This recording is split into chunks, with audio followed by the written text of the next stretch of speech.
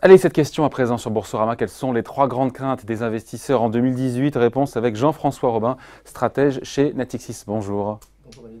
Merci d'être là. Alors, Natixis Investment Manager, on est resté chez vous, a sondé 500 investisseurs institutionnels qui gèrent en gros 20 000 milliards de dollars, donc c'est pas rien. Il en ressort 3 grands risques au cœur de leurs préoccupations pour 2018. Déjà, les risques géopolitiques. C'est ce qu'ils disent, c'est les trois risques qui arrivent en premier. Il y a le risque géopolitique. Et on se pose la question, je me suis posé la question, est-ce qu'il n'y a pas une forme comme d'hypocrisie de la part des investisseurs? Parce que les risques géopolitiques, on en a eu... on a un petit problème de micro, me dit-on, mais c'est pas grave, c'est une chose qui arrive parce qu'on est en direct sur Boursorama. Il y a une forme, est-ce qu'il n'y a pas une forme d'hypocrisie, encore une fois, de la part des investisseurs? Parce que en 2017, on a eu beaucoup de risques géopolitiques. Il y en a eu, on a eu le nucléaire européen, on a eu l'ingérence russe aux États-Unis, la montée du protectionnisme, la montée des populismes, et ça n'a pas empêché les marchés de progresser. Donc venir agiter le chiffon rouge en disant aujourd'hui, oh là là, il peut y avoir des risques géopolitiques, pas un peu fort de café quand même? Alors je crois que les risques géopolitiques, ils sont quand même là, mais ils sont différents de ceux qu'on véhiculait sur 2017. Je crois qu'il faut effectivement évacuer le risque que beaucoup de gens, ce chiffon rouge effectivement, qu'on agite un peu sur les risques politiques, notamment en Europe. De nouveau, on joue un petit peu à se faire peur comme on l'avait fait fin 2016 pour 2017 en disant attention, en Europe, il y a des élections, ça va être un problème. Typiquement, il y a beaucoup de gens qui mettent en avant de possibles élections en Allemagne, les élections en Italie, il y a l'Autriche, etc. Enfin, il y a pas mal d'élections comme ça en Europe qui peuvent un peu faire peur. Moi, sur l'Europe, je crois qu'il faut faire exactement la même chose qu'en 2017, c'est balayer ça un petit peu d'un revers de la main en se disant en Allemagne, soit il y a une coalition Merkel avec Martin Schulz et ce sera quelque chose de très pro-européen, tout va bien. Soit on a une grande coalition jamaïcaine avec le FDP, les Verts, etc. Et à ce moment-là, finalement, on se retrouve sur une situation assez proche qu'était Merkel. Il faut quand même se souvenir que Merkel n'a pas fait grand-chose dans toute cette crise d'Europe depuis 5 ans. Ça n'a pas été un moteur de la construction européenne. Donc je crois que le risque aux élections allemandes, il faut quand même assez vite l'évacuer. On aura Merkel plus quelqu'un d'autre, ça n'a pas changé grand-chose. Le risque italien, c'est pareil. À la fin de l'histoire, on aura une coalition de centre-gauche ou de centre-droite, de parti démocrate ou de Forza Italia, mais c'est tout. Donc le risque politique européen, il n'y a pas de quoi s'emballer, on met ça de côté. Je crois qu'il ne faut pas s'emballer. Je crois que les gros risques politiques, à la limite, qui seraient un petit peu... politique ou géopolitique? Politique. Je suis juste sur la politique. Là, je pense que les vraies élections qui comptent, bon, il y a évidemment tout ce qui est émergent, il y a le Mexique, il y a le Brésil, mais il y a peut-être ce qui se passe en Grande-Bretagne. Si jamais les élections anticipées, tout d'un coup, on a Corbyn qui passe, on peut avoir un vrai changement de politique en Grande-Bretagne. Et puis, je vais y revenir tout à l'heure dans les grands risques, mais je pense que c'est les États-Unis aussi. Il peut y avoir, il y a des risques politiques aux États-Unis qui ne sont pas complètement neutres. Je ne parle pas forcément d'impeachment, d'éventuelle destitution de Donald Trump. Je parle plutôt des élections à mi-mandat qui peuvent peut-être redistribuer les cartes.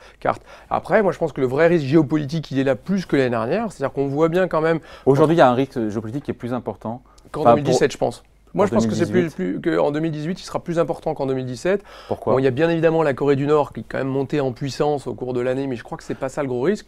Pour moi, pardon, mais c'est quand même intéressant. Le dernier tir, au moment du dernier tir nord-coréen, les marchés ont monté. C'est-à-dire qu'on regarde même plus.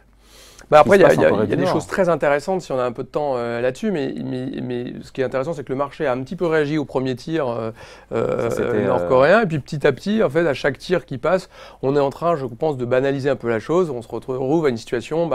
oui, comme le Pakistan, comme la Corée du Nord, elle rentre dans le cercle des puissances nucléaires. Il faut vivre avec, il faut le regretter, mais il faut vivre avec. Après, il y a plein de réactions qui sont toujours assez intéressantes là-dedans. C'est-à-dire que les marchés, typiquement, on a vu lors des premiers tirs de nucléaire au-dessus du Japon, au-dessus de la mer du Japon, on a vu tout de suite des réactions qui étaient d'acheter des actions japonaises, d'acheter des actifs japonais. Et en fait, ce qui est très intéressant, c'est que derrière ça, il y a 70% des flux acheteurs qui étaient faits par des robots. Et un robot, en fait, ce qu'il a retenu de tout ça, c'est qu'en général, quand il y a de l'aversion au risque, il faut acheter des actifs japonais.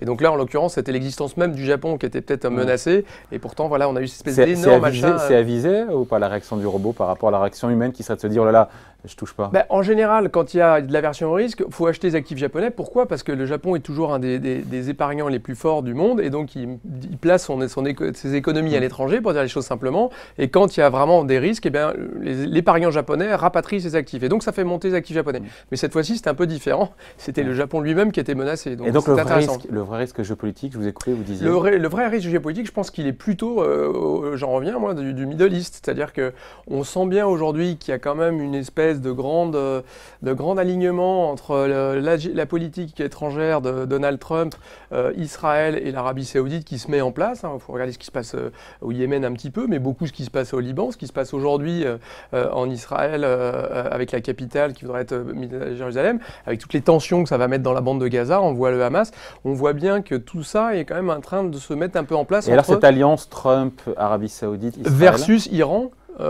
Donc c'est vraiment, on retrouve cette espèce de ligne de fracture sunnite-chiite. Et ce qui est intéressant, c'est de voir que même l'Arabie Saoudite et Israël se rapprochent un petit peu dans cette je dirais, action contre le Hamas. Donc il y a plein de trucs géopolitiques. Donc plus de risques géopolitiques, donc plus de volatilité en 2018. Pour vous, c'est une quasi-évidence ou c'est vrai que 2017 a été une des années où on a vu une volatilité quasiment la plus faible de l'histoire. Tout à fait. Alors, on risque d'avoir des épisodes de quand même un peu de hausse de volatilité. Pourquoi chiite le Middle East? C'est pas par intérêt de cette région qui l'est fondamentalement, c'est aussi que c'est la région du pétrole. Et donc, un des grands risques probablement du scénario où tout est rose pour 2018, il se situe sans doute là. C'est-à-dire, est-ce qu'il peut y avoir demain un conflit, des changements de producteurs? On voit bien quand même l'importance de pays comme l'Irak, comme la Libye, dans la production pétrolière qui sont revenus aujourd'hui et qu'on fait aussi qu'il y a tous ces mouvements sur le pétrole. Si tout d'un coup il se passe quelque chose dans la région, est-ce qu'on peut avoir le pétrole qui remonte à 100 et à ce moment-là c'est un changement de scénario total? La réponse est probablement non. Le scénario central, c'est pas celui-là, mais c'est un point d'attention. Donc voilà, les trois craintes des investisseurs pour 2018, on a dit 1, le risque géopolitique, 2, les taux d'intérêt, le durcissement des politiques monétaires des banques centrales en 2018.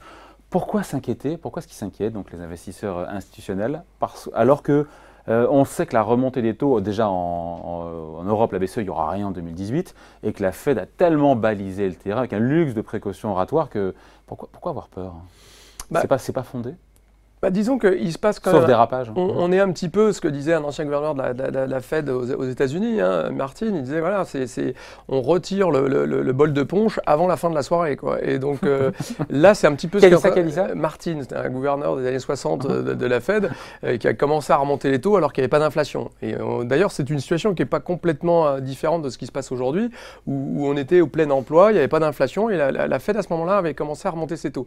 La crainte des investisseurs, finalement, elle est blague à part, elle n'est pas si loin de ça, c'est-à-dire de se dire, est-ce qu'on a vécu maintenant depuis 2007 sur des politiques monétaires ultra accommodantes, de la liquidité qui se déversait pour sauver les économies? Mais il y en aura un petit peu moins, mais il y en aura toujours. Voilà, mais est-ce que c'est la fin de la partie Chine, parce qu'il y a d'autres banques centrales qui inondent les marchés aussi. Voilà, mais la question c'est, est-ce qu'il faut, quelque part, c'est la fin de soirée qui arrive, donc est-ce qu'il faut foncer au bar pour un dernier verre ou au contraire se dépêcher de trouver la sortie pour se trouver un taxi?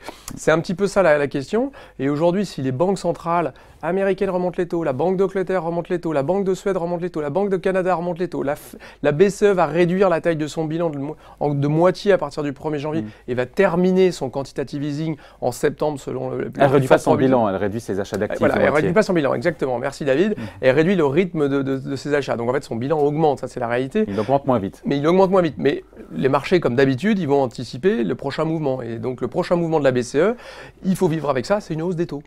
Voilà. Quand est-ce qu'elle a lieu? Et c'est vrai que historiquement, quand on a un peu de mémoire, ces hausses de taux, à juste titre, peuvent être une préoccupation parce qu'on sait que dans l'histoire, les sorties de politique monétaire ont toujours été des moments agités sur les marchés. C'est vrai ça, vous qui avez une vision longue des choses. Oui, mais exactement. Mais ce qui ça n'a jamais été un chemin de rose. Non, et puis on voit bien ce qui s'était passé en mai 2013, même dans l'histoire plus récente, où quand Bernanke parle de réduire le QE, tout d'un coup le marché a paniqué. Là, ce qui était un peu différent en 2017, c'est que la Fed montait les taux, mais personne ne s'en apercevait. C'est-à-dire qu'elle va remonter les taux 5 fois d'affilée, mais non, elle ne remonte pas les taux. Mais si, elle remonte les taux. Comment ça, 5 fois d'affilée? On parle quand ça? La Fed, elle va faire son 5e mouvement de hausse des taux. Donc c'est pas quand même non plus juste un mouvement. Mais le marché lui a vécu. Un 1,5, un 3/4. Voilà. On va pas s'exciter non plus. Exactement. finalement, le marché, il se dit, ouais, remonte les taux, mais de façon très lente, donc c'est un petit peu atypique. Et puis finalement, le reste du monde, la Banque du Japon, la BCE, nous injecte de la liquidité, donc tout va bien. Ce qui change un peu en 2018, c'est que la Fed va plus être seule, hein, ce qu'on évoquait tout à l'heure. Il y a quand même la plupart des grandes banques centrales du G7 qui ou réduisent l'augmentation de leur bilan, ou le réduisent totalement, ou remontent les taux. Donc ça, on commence à basculer dans un monde plus normalisé. Et qui dit moins de monnaie par les banques centrales, dit plus de volatilité, remontée des taux d'intérêt. À quel rythme? Est-ce que ce sera bien contrôlé par la banque centrale, par les banques centrales? La réponse est probablement oui, mais on est en train de basculer dans un nouveau monde. Ouais, on bascule dans un nouveau monde, c'est ça. Dernière crainte des investisseurs, des grands investisseurs institutionnels, ce sont les bulles financières et leurs possibles corrections. Qu'est-ce qu'ils nous disent? 42% des instituts anticipent une bulle obligataire, 23% une bulle immobilière et 30% disent aussi observer une bulle sur les actions. Ça vous inspire quoi?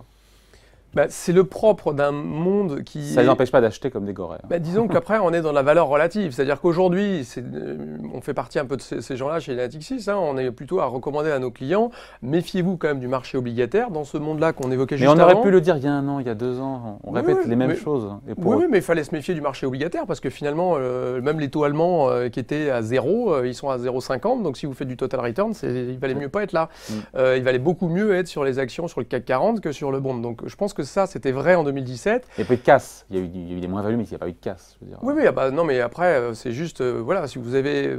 C'est une histoire de des moins-values quand même. Hein. Donc là, on ne parle pas de crack obligataire, de crack boursier. Vraisemblablement, oui, les bonds sont chers. Les actions sont-elles chères? C'est ça la grosse question de tout le monde. En fait, sans doute le marché le plus cher aujourd'hui, c'est les marchés américains. Ouais. Il y a un consensus. Et ça n'empêche pas de voler de record en record. Oui, mais justement, ce qui est intéressant, le marché américain, nous, on dit vaut mieux acheter le marché européen, voire le marché japonais. En tout cas, le marché émergent. C'est le consensus. Et pour autant, l'Europe est toujours moins bien valorisée, toujours en retard sur les indices américains. Mais regardez le marché américain, finalement. Qu'est-ce qui se passe sur le marché américain? On avait ces craintes, on disait, ouais, c'est très suracheté, il est très cher par toutes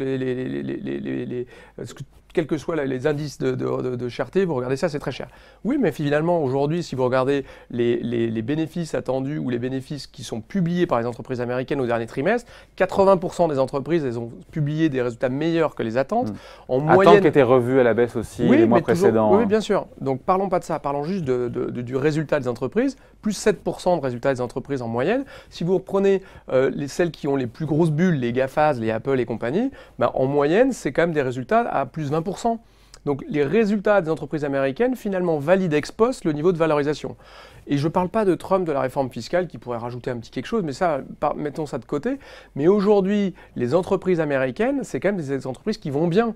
Donc c'est assez normal avec un monde où finalement les taux sont très bas que des valorisations soient élevées. Donc on n'est pas dans des trucs complètement délirant. Il y a sûrement des énormes bulles par ici, par ailleurs. On va peut-être parler du Bitcoin, etc. Mais oui, le marché action est cher, mais pas tous les marchés actions. Et en relative value, finalement, attention, il ne faut pas non plus se dire... En tout cas, moi, je serais méfiant peut-être un petit peu sur le marché américain, mais on reste assez confiant sur le fait qu'il y a du potentiel encore en Europe qui est encore très sous-évalué, de l'ordre de 15% par rapport au marché américain. Donc il y a sûrement encore de la valeur dans certains indices. Avec faire preuve de sélection. De sélectivité, comme toujours, quand les marchés sont chers, mais surtout quand les marchés sont chers. Exactement. Là, ce qu'on voit aujourd'hui, c'est que là, ça se décorrèle. Il y a moins. Et on finit là-dessus. S'il y a moins de liquidités des banques centrales, il y aura moins. Je dirais que les actifs vont être moins corrélés les uns avec les autres, ou en tout cas vont retrouver des corrélations plus normales. Donc attention, il va falloir être assez sélectif dans ces choix d'investissement. C'est sans doute là le succès de la bonne performance ou pas l'année prochaine. Voilà donc pour ces 3 grandes craintes formulées par des grands investisseurs. On voulait vous en parler aujourd'hui avec Jean-François Robin, stratège chez Natixis. Merci Jean-François. Merci à vous.